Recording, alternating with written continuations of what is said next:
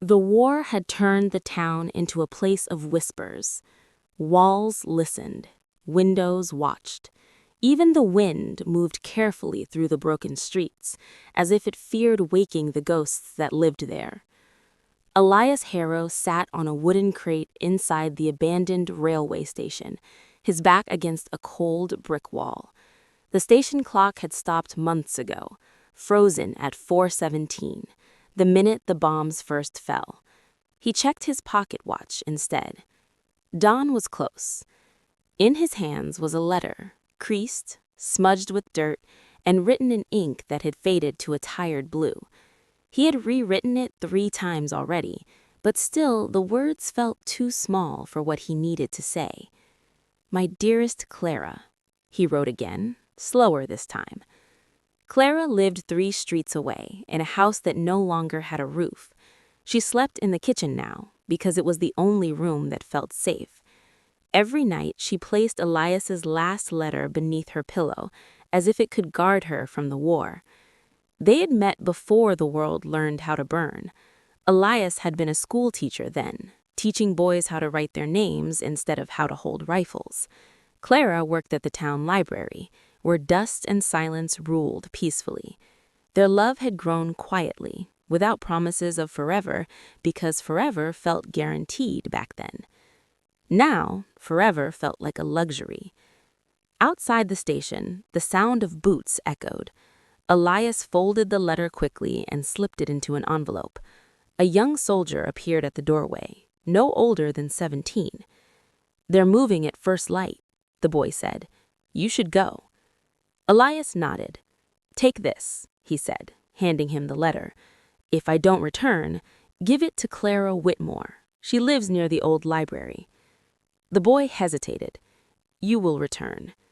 He smiled gently, the kind of smile men used when they knew better. "Of course." When the boy left, Elias stood and stepped outside. The sky was changing colors, deep blue giving way to pale gray. The city looked almost peaceful in this light, as if the war had grown tired too. At the edge of the square, Clara stood waiting. She hadn't meant to come. She told herself she was only fetching water, but something had pulled her from the house, something stronger than fear. When she saw Elias, alive and whole, her breath caught in her chest. They said nothing at first. Words were fragile things in wartime. "You shouldn't be here," he said softly. "I know," she replied, "but if today is your last—" Her voice broke. He reached for her hands, rough and cold, and held them as if memorizing their shape. "Listen to me," he said. "No matter what happens, you must live. Not just survive. Live. Promise me." Tears ran freely down her face now. "I don't know how without you." "You'll learn," he said.